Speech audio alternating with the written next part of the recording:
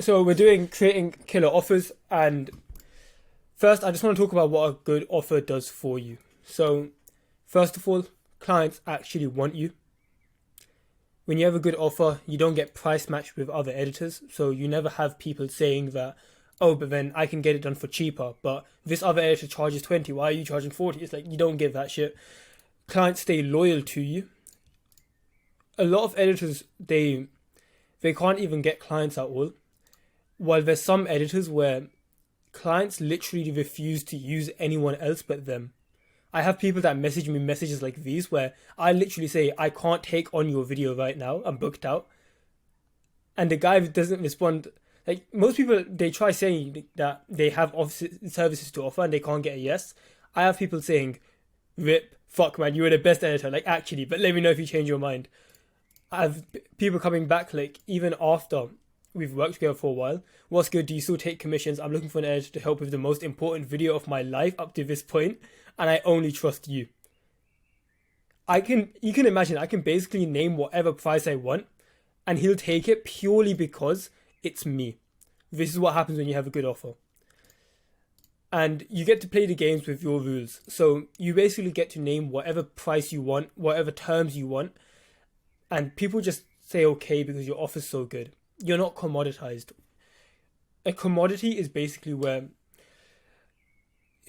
it's like a thing that anyone can sell and buy. So gold is a commodity, and there's a certain price that the market will give gold.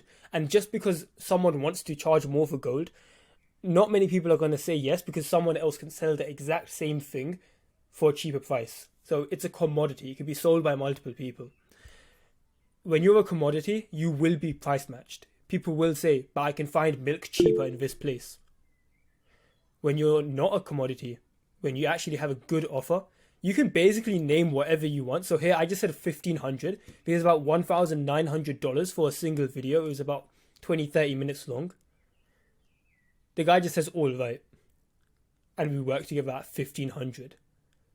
That's what happens when you have a killer offer. He didn't say to me, but there's an editor that can charge 150. Like he didn't say that. He just takes it on.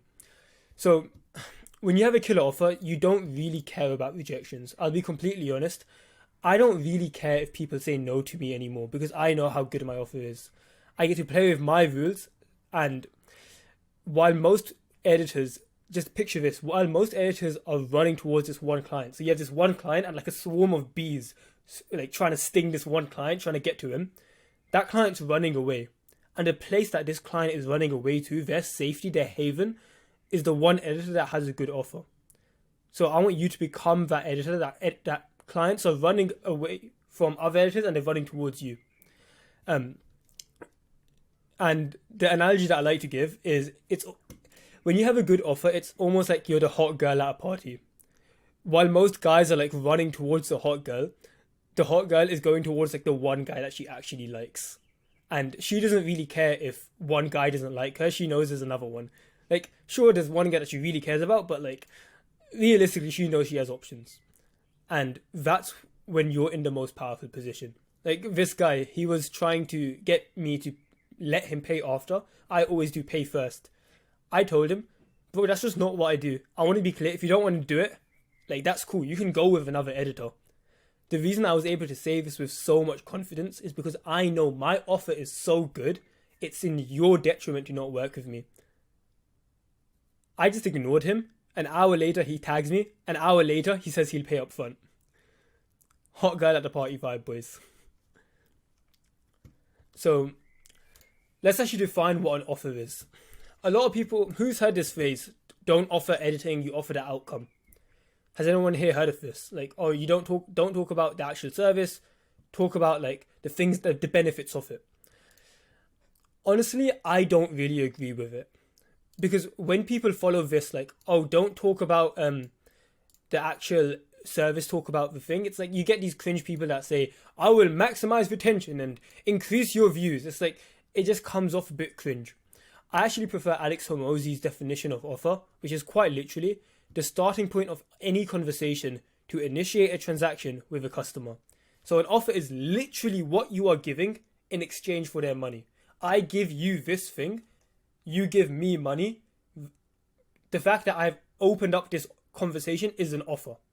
So a good offer is where people buy, where people do accept the trade between their money and what you give.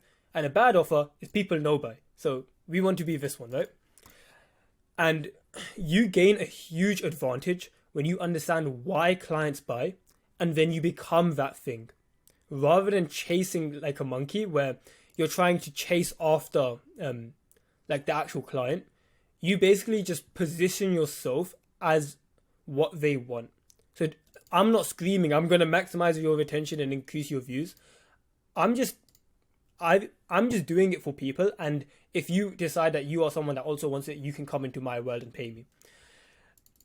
There's this phrase, I think I heard Eva say it once, but essentially you guys will understand this. You don't chase the ball, you go where the ball is going to be. So let's say you're playing football, I don't actually know if Eva said this, so I might just be misquoting him, but the point still stands. If this is your teammate and they're kicking the ball this way, would you start following the ball like this? And then when the ball moves here, you go here. And then when the ball goes here, you wouldn't, right? Instead, you would think, okay, the ball is moving this way. They've kicked it. Let me go up to here. Let me go where the ball is, not just constantly chasing the ball.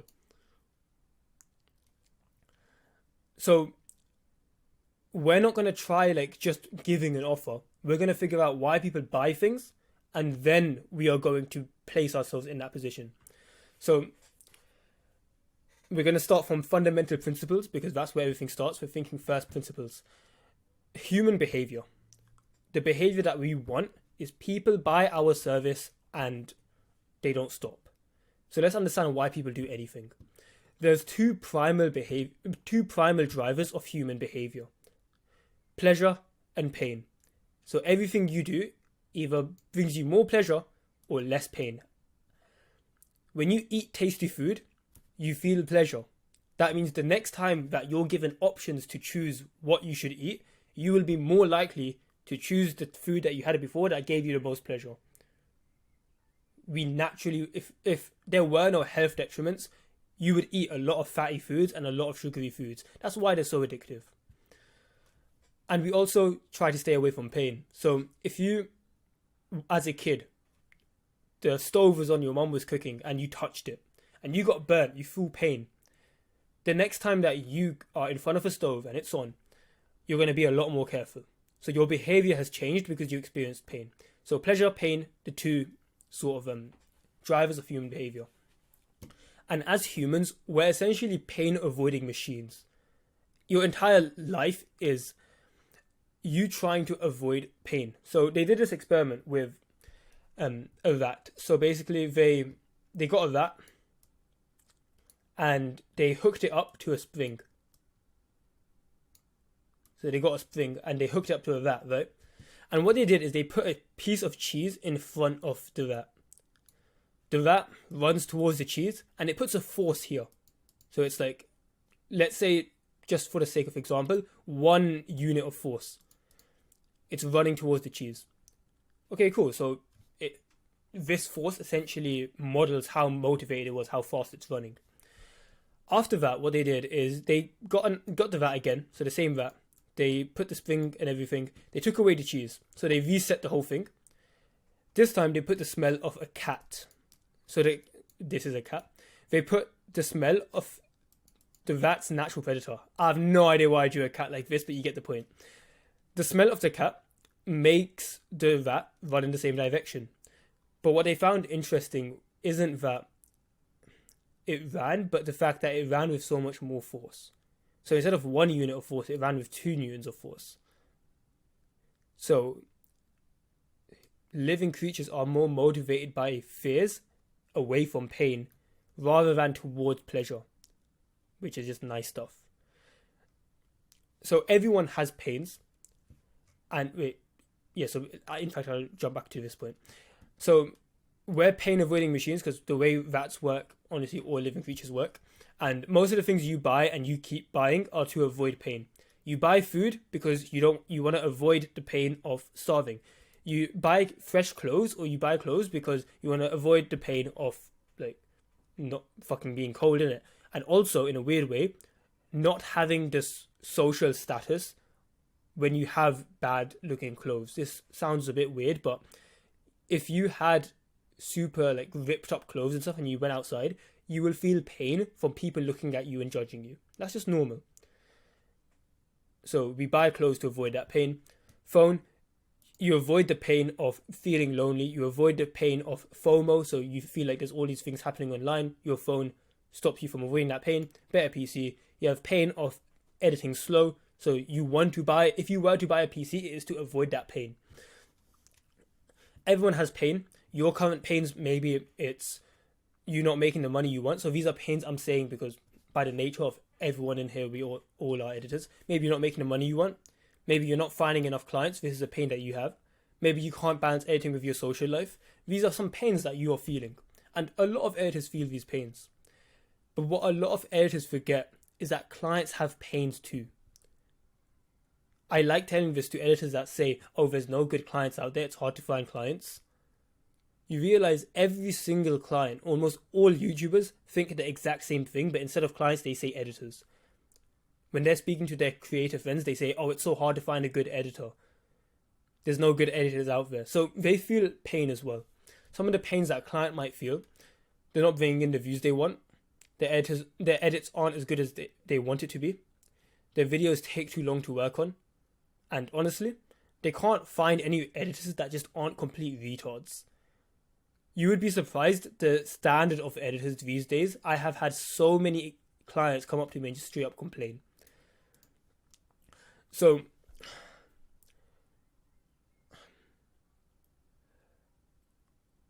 the next point from this is alleviating pain. So we've identified what some client pains are, and of course this is like etc. So these are a few of the things that come up. When you can remove someone's pain, that is valuable to them. So let's say that we focus on this. Edits aren't good enough on their videos. Every single time that they go to a family function and their family ask them what they do for work, they feel embarrassed to say that they make YouTube videos purely because their videos don't look good. That feels painful to them. If they could get rid of that and feel good in front of their family when they can say, I make these videos and they look cool, wow, like, and everyone says wow, that would be valuable to them. And if they can get that, they will give money for you doing that. So if you can remove that pain, it's valuable. And if you can provide that value, they will give you money. Money is made when value is created. Value is created when pain is alleviated, when you remove pain. Your offer is essentially a packaged solution of removing that pain from a client. I give you money, you solve my pain. Awesome. So your editing services is basically the inversion of all of these. So instead of the pain of not bringing in views, my editing services will get you views. And then it will bring up video quality, and it will save you time, and it will stop you from needing to speak to the 99% of absolutely retarded editors who can't even edit and don't try on videos. So this is what your offer does, but honestly, it's kind of cringe when you say these things out loud. So I'm going to show you how to essentially give this information to someone without sounding like those cringe maximize retention retards. So now we understand pain. We realize that people will only buy when they are in enough pain. So they're in enough pain. So this is the sort of image that you can keep in your head. Someone is almost standing on a pit of fire.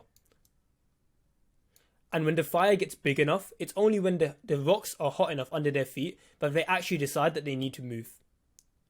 And when they move, when the fire is big enough, they essentially go into like the marketplace. And in the marketplace, what are there? There's other video editors that all want to give them their service. Like, hey, I offer this for this much, I offer this for this much, I offer this for this much, and so on and so on. There's thousands of people that approach each client, right? Just because someone's in enough pain, at their pain threshold, they've gotten off the fire and they've decided, I want to hire an editor, that doesn't mean that they'll buy from you. They've approached the marketplace and everyone has come to them. How do they decide which one do they take it up on? It's the one that builds the most confidence. So they're going to ask, where will I get my confidence to buy your thing from? So from each of these, they're going to put it into they're going to find out how much confidence they have in that thing. So confidence is basically how likely is it that this certain solution, so this certain editor, will actually be the remedy to my pain, will actually solve these things. So there's three places for people to gain confidence in your solution, so in your offer. The first one is confidence from you. So literally how you speak about your own services and your own self-worth. This is about a quarter of the confidence that someone can have from your editing services. A lot of people ask how I'm able to charge a good amount for my videos. And the truth is, I don't actually feel bad for charging that much. When people say that they want to raise their prices, my first thought is, like, I couldn't imagine charging what you charge. Because I would literally feel as though I'm being thieved. Like, I would feel like if I charged even 400 right now, I feel as though I am basically having like my fucking human rights taken away from me. I genuinely believe that what I sell is at least 10 times worth the price. When I edit a hyper-edited video, I truly believe that I could charge at least 10k for it. And that sounds insane, but genuinely, like, I can imagine charging 10k per video for that, for like those hyper-edited videos. So when I charge 1k, do you think I feel bad? If anything, it's like, I feel like I'm doing this guy a favor. So these are the numbers that I'm at right now, but just think about it for you. If you genuinely believed in your heart, like behind closed doors, you knew that the video that you were doing is worth 2, 3, 4,000 and you're charging 500, you would feel comfortable charging 500. Right? So it's in the same way. I know editors, honestly, like, you boys are all in the left, so I hope you realize, like, this isn't even me trying to convince you to join or anything. I genuinely believe that when editors join the lair, they make progress. It's undeniable. If you go through what I have given you, you make progress. So when I see editors again and again making an extra couple of thousand per month, of course, when I speak about the editing layer, I'm going to have full conviction. You boys might not believe me, but even in my day-to-day life, I talk about business a lot. It's just, when I speak with people, I naturally tend towards business. And of course, when we're talking about business or work, I bring up the things that I sell. So I'll talk about the editing layer. I've had so many people that say, bro, like, I've never heard someone this passionate about their product. Even if someone's not an editor, I've had friends that joke about them becoming editors just because of how well I speak about my product. So when I have true conviction in something, the client's just going to feel it. Like, you've all joined. Imagine when I tell you, like, about the lair, I was just like, oh, it might sort of work. It's okay. The reason you boys are here is because I truly believed in it, and it comes across in your voice. Just, you naturally speak with more confidence when you truly believe in your thing. So the way you build this is you truly try on videos. This sounds so silly, but when you truly try on a video and you know in your heart that, like, even though no one saw that you left a little bump in the curve and no one saw that you didn't decide to check over the video one time, nobody would have known, but you checked the video at the end of editing. Not because you would get paid more, but because you truly wanted to send in a good video. That's when you'll have true conviction in your editing. And you will speak with so much more confidence, with so much more abundance. So that's about 25% of the confidence that you can give someone that your service is the service to use. The second pool of confidence is from other clients. So 25% of confidence will come from others who have experienced your offer. Who here has heard of word of mouth? Just type 1 if you have, type 1 if you haven't.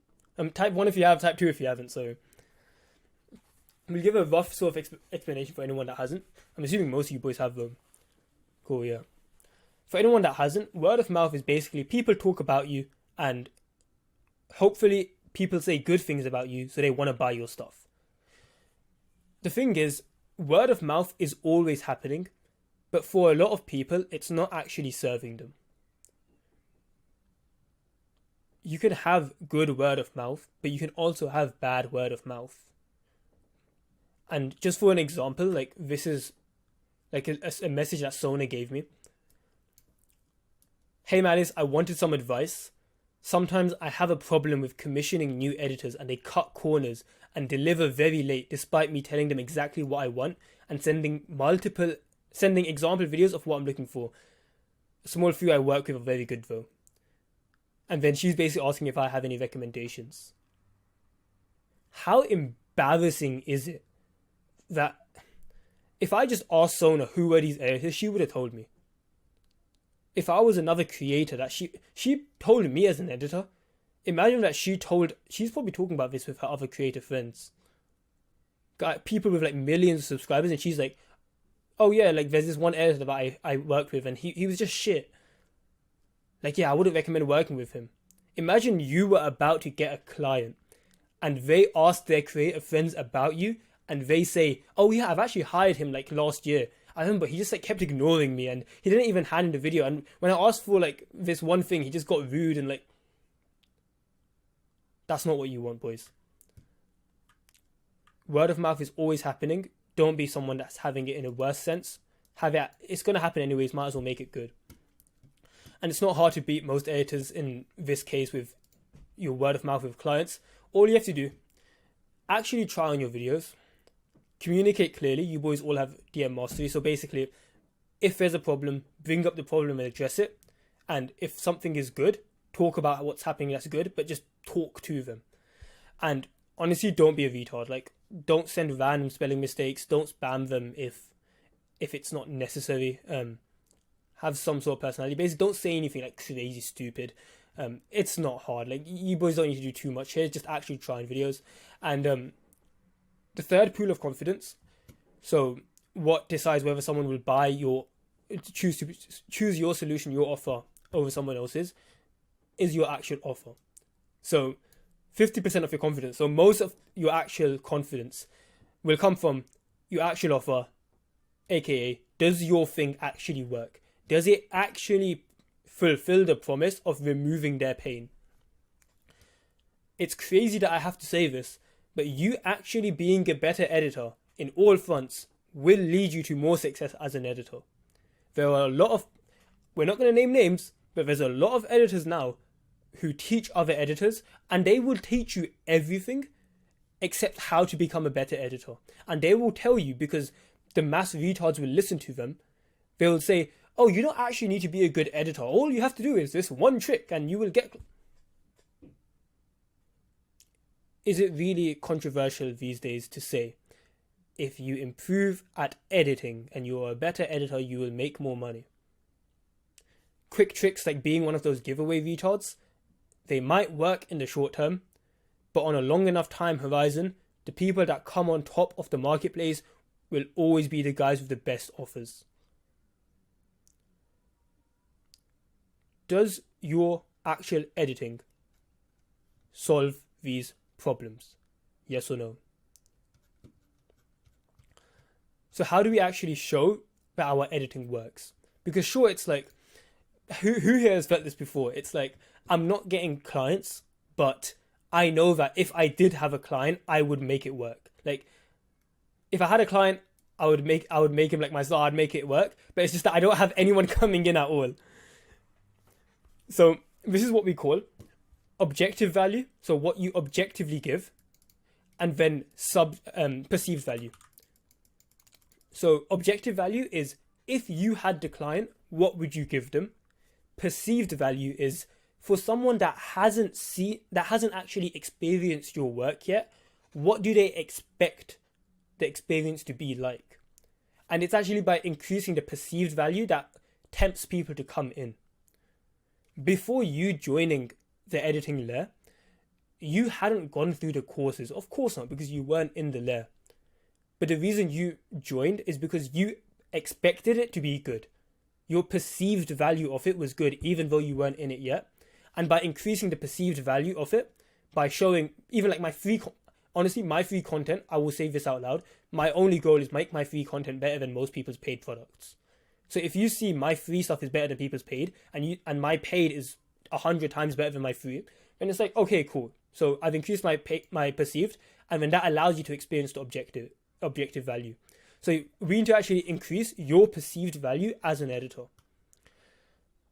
Rule number 1, I mean, I know I've said this before, but don't be the maximize retention freak. The main thing here is we show, don't tell. You're trying to increase your perceived value. If you tell people that you are valuable, it comes off as cringe. We just want to show that we're valuable. It's almost like if you simply right now just flex the money in your bank account, it would be kind of cringe. Like if you wanted to go on Instagram right now and just send a screenshot of your bank account, people would think you're an obnoxious prick. But you can convey, like what was someone trying to show here? They're trying to show that they make money.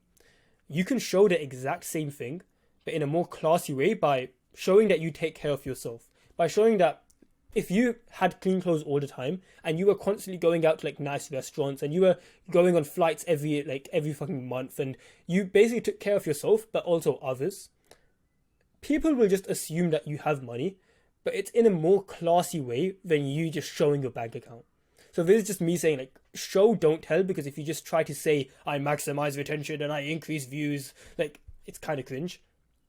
You show it in other ways. So we're going to show the proof of the pain we've alleviated in the past. We're going to show we have done it with other people. We have, I have done it for other clients. Therefore, I can probably do it with you. I'm not saying that I can maximize retention. I'm just saying that I've done it with all these other guys. So you can decide if you think I can do it for you. So let's talk about actual offer confidence. So we've said there's these 3 pools of confidence. So these 3 things basically decide whether someone will buy from us or not. The biggest one is offer, and we've explained the other 2, but the offer one is the one that I really want to go in depth on. Your offer confidence can be broken down into 2 components: your trust and efficiency. Trust, does it actually work? And efficiency is it the least costly solution? I have no idea why iVote does. Is it the least costly solution? So for what you are offering, how much does it cost relative to other people that build the same amount of trust? If you don't understand it right now, let me just explain it. And if you have questions, feel free to just type in chat, boys. Building trust. So we want to show that we actually can alleviate the pain that we are promising. You have these pains. You have come to the marketplace. I am saying that I can solve it. But I understand. Everyone says that they can solve it.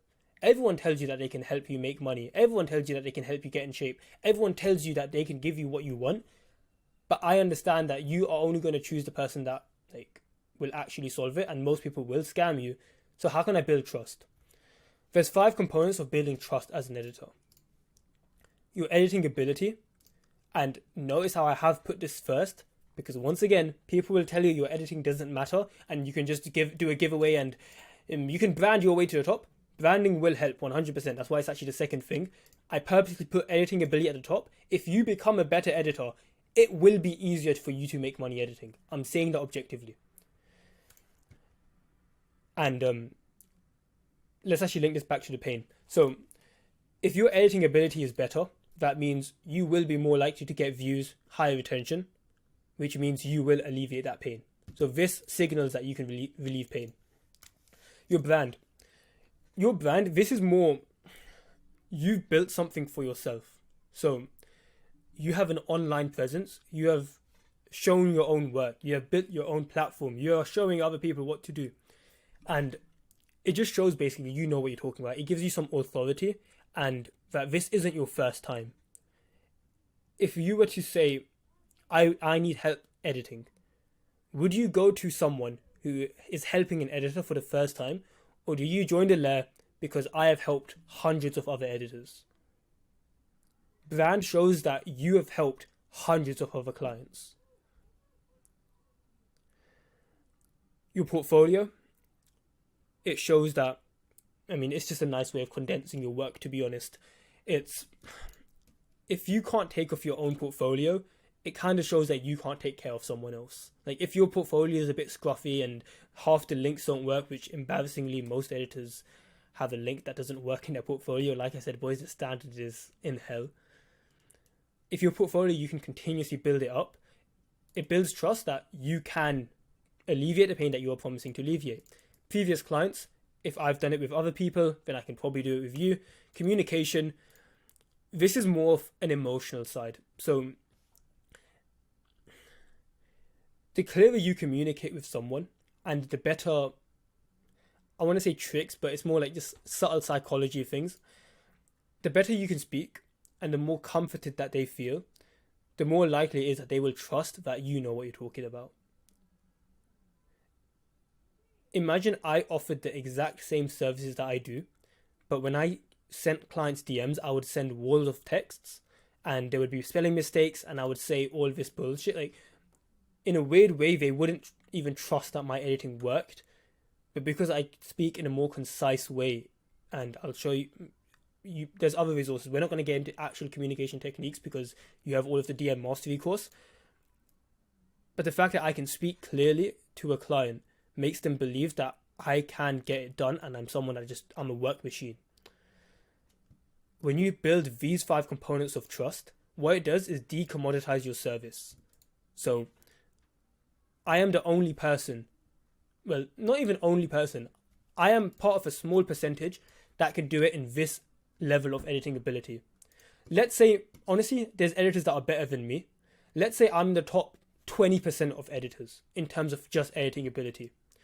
In all honesty, a lot of even like anime editors, you know those AMV editors where it's like those fucking Sigma edits, a lot of those are probably technically better than me in editing.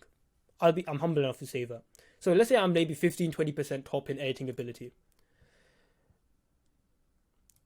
After that, my brand have built up as well. So out of that 15%, just that top 15, most of them haven't built their brand. So maybe I'm in like, out of them, now I'm in like the 5%.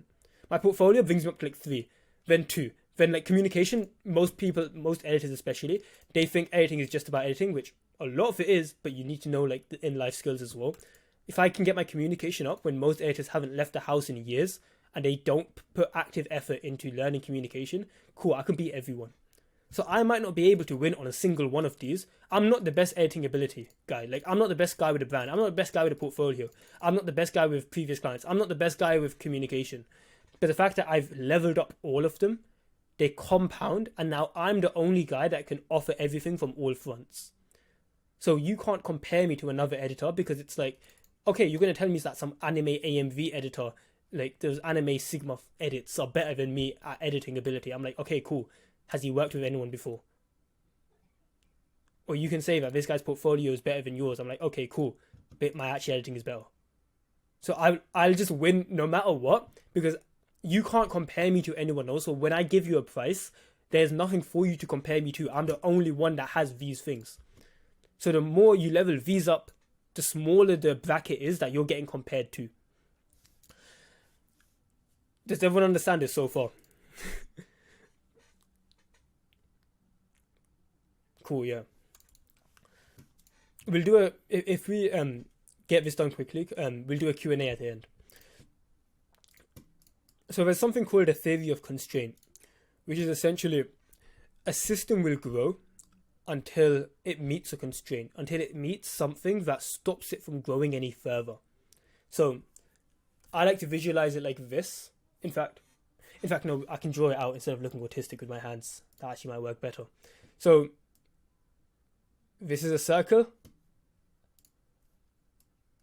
These are some, let's just call them like debris or whatever, like just basically stuff that might stop it from growing. This circle is our system, and we are trying to grow it as big as possible, right? We start this small, and the system is growing, the system is growing, the system is growing. But then it meets this blue dot, and it cannot grow any further. Boys, in order for us to grow any further, what do we need to do? We need to remove this blue dot. Perfect, boys. Now, once we remove this constraint, the system can continue to grow. System continues to grow. System continues to grow. Okay, this was... It's usually going to be like here. The next constraint is this one. Until we remove this, even if you remove like anything else, let's say instead of this piece that you removed this piece.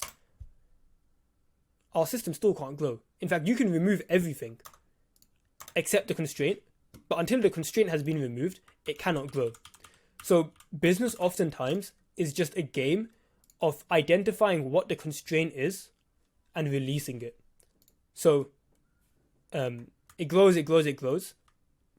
I now need to find out what this is, remove it, then do that, and then until the next one, remove that. And that's the game of business, and this goes on forever.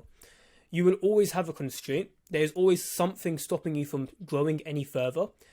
These are basically some of the things that it could be. Most likely, your constraint, the thing that is stopping you growing further than you are right now, is one of these 5 things. And until you solve that thing, you will not grow. So, let me give an example. Let's put numbers to this. Let's say that your editing ability right now, let's say that you are an amazing editor. Like literally out of 100 points, you are at 99 editing ability. What do you mean by previous clients? So that's a good question, but I should have explained this a little better. So previous clients, who have you worked with in the past? And generally, the larger the creators and the more specific it is to the person you are reaching out to or the person that's seeing your work, the more closer it is to their niche, their sort of style, the more likely it is that they will believe that they can do it with you. So let's say that I am saying that I want to work with this creator who has 5 million subs and they work in gaming. This is just a not a specific name, but I'm just saying a random client I want to work with. If I mention that I have worked with a 50k subscriber with the finance niche, so imagine a completely different style as well. It is better than me saying I've never worked with anyone. So worst is I say I've never worked with anyone. It's better if I say, okay, I've worked with a 50k guy in finance. Better than that is imagine you work with a 50k guy in gaming. So it's still small, but at least it's in the same style. But what if I had another 5 million guy in gaming? Now suddenly it's like, for me to work with this guy, it's like, oh, that's just what I do every day. But what if you had like a 20 million guy in gaming? Now it's like, bro, I've worked with the industry leader. You're probably competing with him. I can help you beat him. So the bigger your previous clients and the closer it is to the guy that you're trying to attract, the better, the more that they will believe that you are the right guy for them. But back to theory of constraint. So let's say that your editing ability right now is 99 out of 100, which it's all relative, but let's just say it is. And you're thinking, okay, I want to improve my editing ability to 100. You've basically increased by 1 point, and honestly, at the top levels of anything, it takes more effort to increase by 1 unit. It's like noob gains. For anyone that goes to the gym, you'll know this. The first 1 year of going to the gym, you'll basically make more gains than you ever will in the rest of your lifting career. Like, you make crazy gains, and then it kind of slows off until 10 years in, you're not making much gains. Same thing with editing. The first time you opened up Premiere, think about how much you learned in the first few months compared to now. It's like you're still learning a lot. You guys are still probably in your really learning phases. But for me, it's like when I learn new effects, I'll maybe learn a new effect, like a crazy new effect, once a week or once a month. But when I was first starting, for my first 2 years, 3 years, it would be every single half an hour I'd be learning a new effect, bro. So the higher you go, the slower the progress is, and it takes a lot more effort. So let's say you go from 99 to 100, you do all that effort, but your portfolio is still at 5. Instead of putting all that effort in to go from 99 to 100, let's just bring our portfolio from 5 to, even if we go to 50. We don't even need to have the best portfolio, but we have quite literally, in this little space, we've 10x'd how much better our portfolio is, rather than this being times 1.01 or whatever the number is.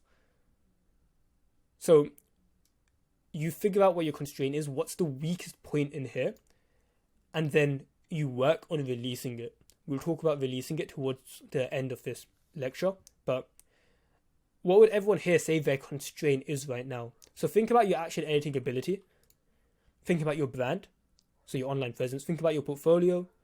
Think about your previous clients, so who you've worked with. Have you worked with anyone? And then think about how you communicate. And remember, boys, there will always only be one constraint.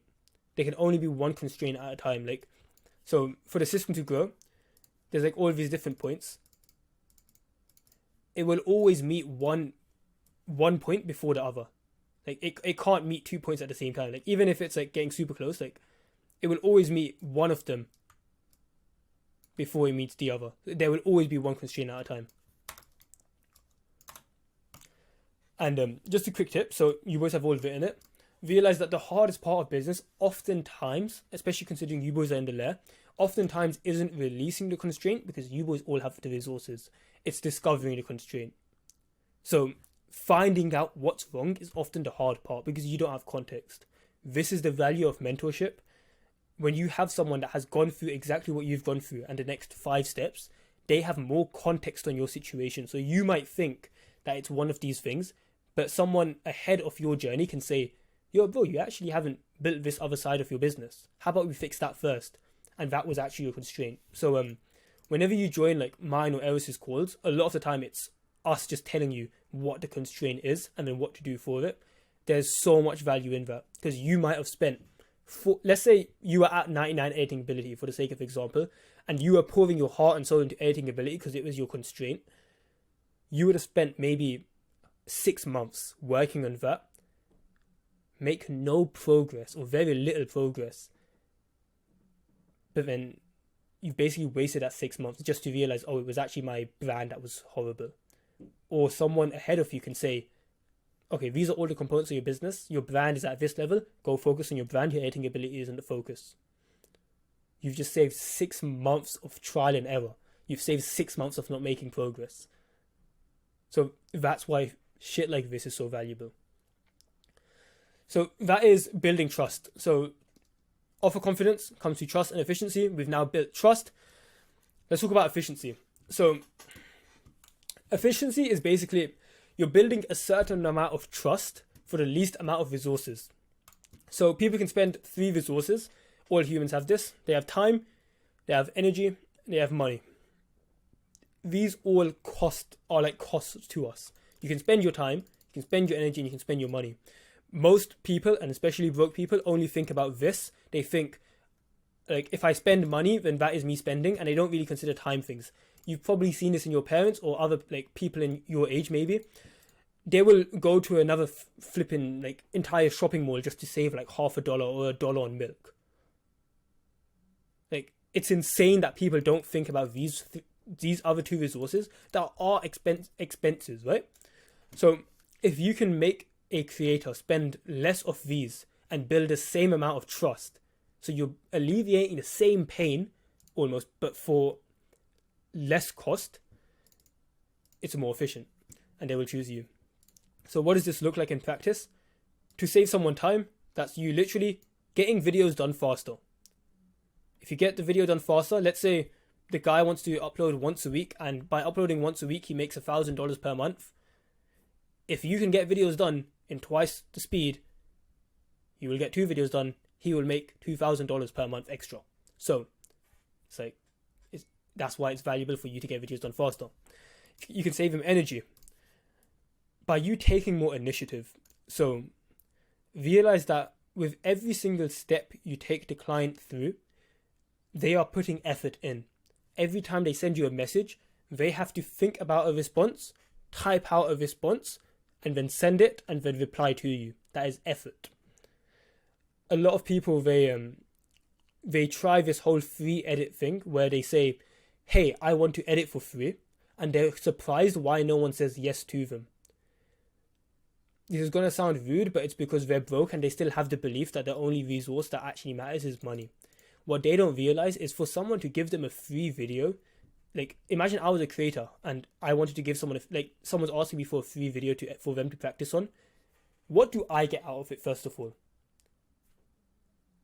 Honestly, not much. I don't even get a free video because if someone is coming up to me and offering a free video, chances are they're not that good, so I can't post it anyways. People think that giving a free video is valuable, and it can be if you try on it. But for most editors, they don't actually try on the free video, so it's actually worthless because they can't post it anyways. So the gain is almost nothing. But what's the cost? to the client. They have to first accept the DM, reply to the message. Then they have to go into their fucking storage, find a video file that they are willing to share, upload that to Google Drive, set it to shareable, send you the link, wait for you to edit it. Then when they give it, it's probably going to be shit. So now you have to watch through it all and give revisions because you feel like an asshole if you don't.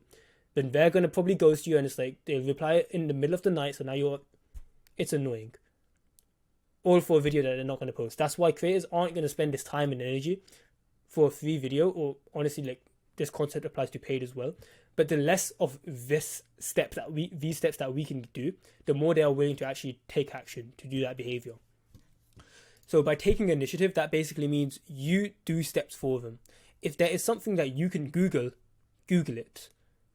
If they give you a price in Australian dollars, but you normally work in dollars or euros or pounds, don't ask them how much it is in your currency. You have Google. Just Google how much is this many Australian dollars in my currency. That's just one less step that you've made them take. Instead of asking, how can I deliver the video? Just deliver the video. And if they need it in a different way, then they will tell you. If you need their profile picture for an edit, sure, you could ask. But first, why don't you quickly just check online to see if it's publicly available? Because oftentimes it is. So first, taking initiative, and it's okay to ask questions. It's okay that if you couldn't find a PNG, then you ask them for it. But we want to take more initiative. The more we can take initiative, the less time and energy it takes them. So these are the first two ways of building efficiency, through time and energy. And the third is being the cheapest. So if you want to optimize for money efficiency, you can be the cheapest. In all honesty, most of you boys are probably here because you want to make more money from editing. I do too. So if you want to raise prices, you don't compete on money efficiency. Once again, because most editors have, like, this isn't their fault, but it's from conditioning and stuff. They believe money is the only resource that they can help people save. They basically try competing on price. And that's when they'll offer $200 per video. They'll get ghosted, and then they'll go down to $100, thinking that the price was the problem. The problem wasn't the price, it was everything else. So we don't want to compete on money efficiency. Instead, just focus on the 7 other methods that we've talked about. So these 2, time, energy, and these 5. So these 5 build trust.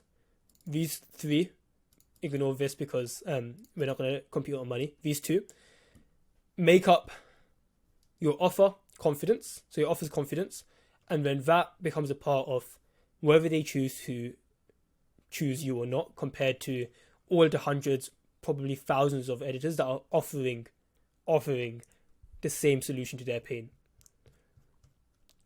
Do we have any questions on this, boys? Just put your hand up and ask questions. You learn a lot more when you ask questions, by the way. So if there is anything at all that you wanted to talk about, just raise your hand. At the bottom of your screen is a little hand icon. If not, we'll continue. Okay, sick. And let me read chat real quick, see if there was anything.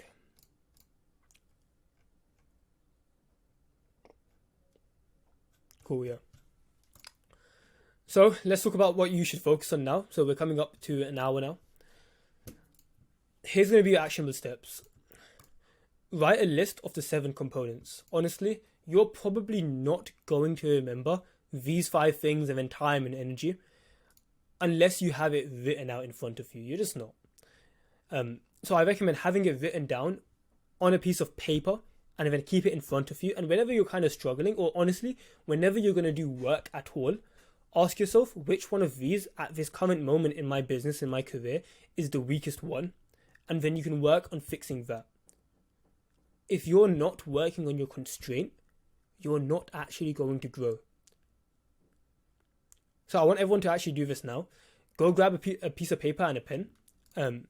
Like it can be a scrap piece of paper. It doesn't even need to be neat or anything. Just type 1 when you've done this, by the way. Like, don't type 1 because we keep doing this type 1 shit. Just say when you've got the paper. In fact, you can type 1 if you want. Get the paper and get a pen and write down the 7 things. So your editing ability, your brand, your portfolio, your previous clients, communication, time, and energy. I want you to write these 7 things down in a list in this order. And every single time you're kind of struggling with editing, just ask yourself, which one of these is my weakest right now?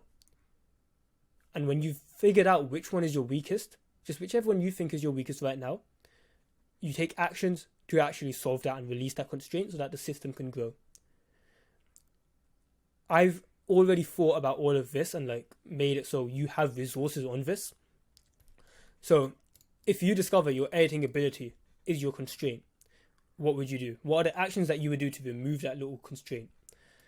You would go for things like breakdowns, tutorials, you would use the packs. That's if you're editing ability, and basically you would just edit more and implement these things that will fast track that progress. One of the common notes that I always get is, oh, but I can learn it myself. It's like my brother in Christ. The point wasn't that you can't learn it yourself, it's that it will take you months. The point of breakdowns, the point of tutorials, the point of packs, the point of courses isn't that you're not going to make it at all. It's just I don't want you to waste a year of your life. So these things will speed up your progress, and the faster you can release this constraint, the faster you can move on to the next one. Let's say your brand is your constraint. You can go through the attractive brand course, and also we have the branding lecture as well, which we did a couple of weeks ago, so you can go through that. If your portfolio is your constraint, go through the fundamentals, and in the fundamentals course, I'm not sure if you boys have seen it. If you go through this, I recommend everyone go through this. Like, even if you feel as though you don't need the fundamentals and you already sorted out, trust me when I say you going through this, even if you're making money right now, will be useful for you. Purely because imagine how embarrassing it would be if you had the potential to make an extra 1, 2, 3K a month, but the reason that you're not making that is because your constraint is something so simple and basic. Imagine that. Imagine that this is your system that's growing, right? And these are all the challenges that you're facing. And then there's this one little thing right at the beginning. So you've got all these constraints around the outside, and you've got this one little thing that's like a basic that you didn't fix. And your system grew, and you're trying to grow further by improving all of these different things, and you're not growing. And the reason you're not growing is because you decided that you had too much of an ego to fix your fundamentals. There was this analogy, which was like economics convention where all these people, like this huge group of economists or people that want to learn about investing and stuff, went to this convention. They wanted to learn, and there were 2 doors. There was one door which went into the foundations class, the fundamentals where they taught the basics, and there was one door where they taught all the advanced tactics.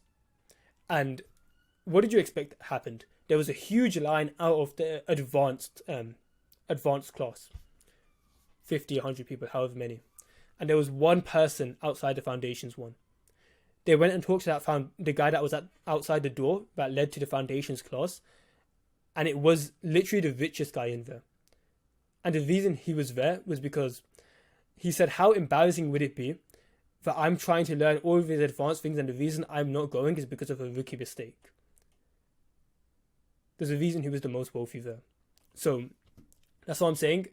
Go through the fundamentals, because you don't want to mess up something small like your portfolio's messed up or whatever. But yeah, so if your portfolio if you feel as though that's your constraint, do that. Previous clients, go through client acquisition. Go through client acquisition, the whole course, which is literally like step by step how to get clients, how to message them and stuff. And you can go through branding setup. So there's 2 parts that I found with using previous clients. There's actually getting the clients, and then there's showing that you have the clients. So if you're struggling with actually getting the clients, so you literally don't have bigger clients, which honestly, this will always be something that you can work on. Go through client acquisition, and you can focus more on just getting clients. And if you feel as though you're not using the clients that you've already used well, so you're not leveraging them well enough, go through fundamentals, brand setup. If you're struggling with communication, client acquisition, DM mastery. This is literally every single like psychological technique that it's a bit manipulative. And I'll be honest, when you when you learn these, you'll realize that you can use them in kind of bad ways. If you're gonna go through it, just promise me you're not gonna use it to like manipulate anyone in a bad way. If you truly believe in your editing services and you know that your service is objectively better than other editors, I see it as me manipulating my client to spend a couple thousand on me and work with me over some retard that's charging a couple $100. I am getting him results. I am better than other editors. Therefore, I see it as it's actually my moral duty to manipulate him. But yeah, boys, as long as you're using it in like a healthy way, I see it as manipulation can be a good thing. So if you need communication, DM Mastery. Boys, you need to realize I've read like several, like this book and this book are basically where I learned most of what I've done with communication and learning how to talk. I promise you, if you said the right words, you could probably double your price just by words. If your actual editing, everything else stayed the same, but just your communication improved, you could probably improve your pricing just from that. Like, I promise you, like, that sounds insane, but like most people will think I'm lying by saying that, but I promise you it's true. If you feel as though time, so you're taking too long in edits, is your constraint, go through the workflow course and go through the automations course. So you've got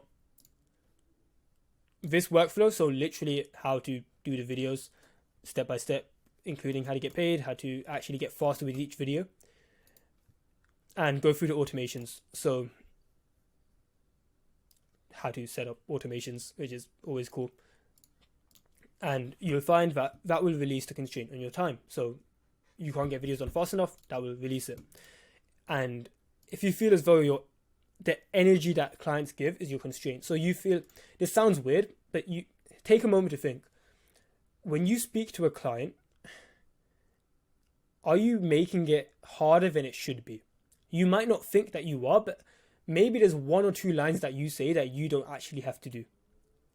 So you're asking questions that don't need to be asked. You're asking them to do things that you could have done yourself.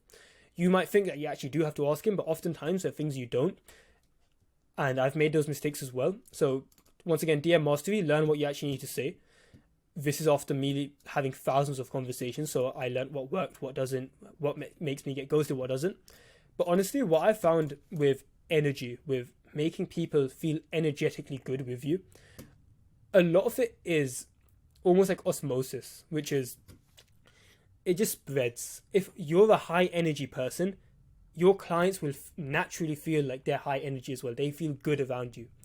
If you feel depressed as shit, and if you hate editing, even if you try faking your talk and you try talking energetic, like, it just comes across as different.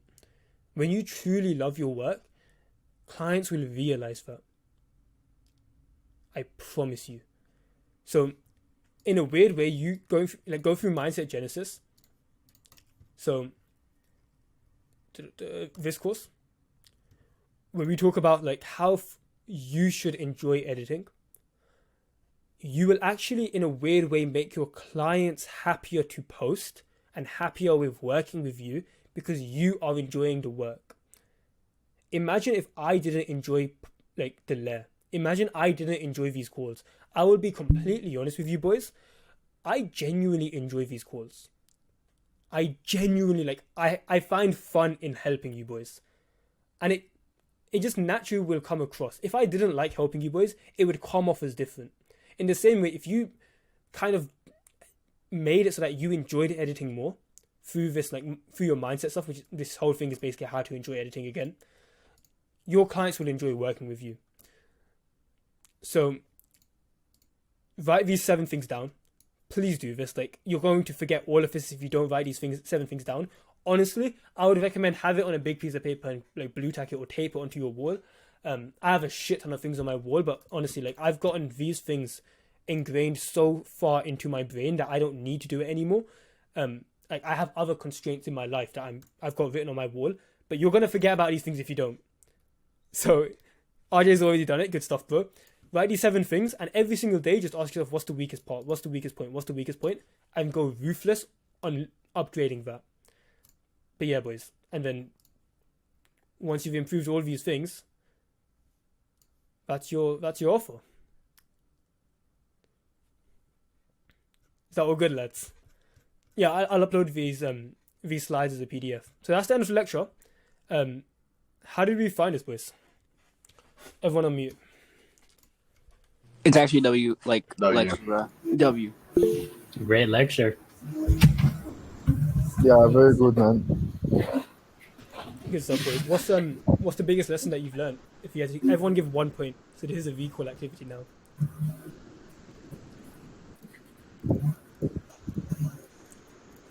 What's 1 point that you boys learned from this whole lecture? Be actually love your editing, so that way your clients actually love you and like they love to post about you and talk about you. Constraint theory, okay. Yeah, constraint theory is a huge one, boys. Of course, we've applied it to editing now. You could focus on this in a macro or micro. You know, I'll go over a few minutes. I'll actually just drop this last little bonus little bit. How do I share my screen? I feel like a boomer, but wait. Cool. So there's sort of there's different levels of constraints, right? So you have constraint within editing. So within editing, you have like these constraints, right?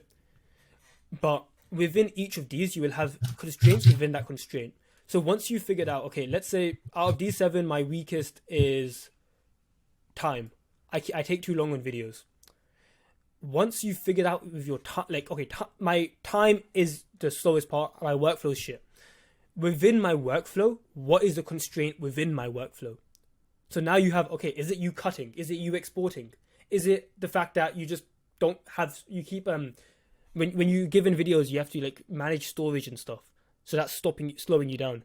What's the biggest thing taking the most time for no reason within that constraint? So you've got the constraint within the constraint. So then now you can solve that. So it's like, okay, my editing careers constraint is my workflow. Within my workflow, my constraint is exporting because I take way too long to export and I can't edit during it because my PC lags. So now we can solve that small problem. So our entire editing business is literally held back by the fact that we can't export efficiently. As soon as we fix this, we'll level up. Cool, how can we fix it? We'll render overnight. Awesome, fixed. Now let's go discover the next constraint. So that's what the game is, boys. Just wanted to talk about that little multi-level constraint thing that's super valuable. Sick, lads. Next week, we're going to have another lecture. I'll announce what the lecture is about on the school. And just generally, boys, I'm really proud of you. Like, you boys realize that there's... How many of you are in here? How do I see? There's 17 of us inside here. Realize that not many editors could watch an entire hour of something like this. This is a lot higher level than most editors think. Most editors, what do they think? As long as I can edit nice and I do my giveaways, I will make the money. Like, and then a year later they're struggling. Like, you boys are on a lot higher of a level, and if you can implement this, like, you boys are on a very good trajectory. So I have a lot of respect for you all. If I'm making 67k, do you think I'd be smart to upgrade my CPU around 550? Really slows my workflow down. If you believe your workflow is the constraint, and the constraint of your PC, so your PC can have a constraint. In PC language, it's called a bottleneck. So, yeah, if you believe that your CPU is that, then yeah, 100%. I actually recommend. I gave a post to. Let me find it.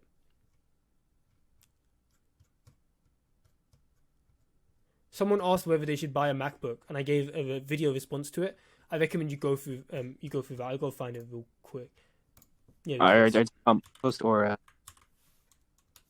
Yeah, if you check the comments under that, I gave advice about how much you should spend basically on stuff. But yeah, take care, lads. I will see you in the next call.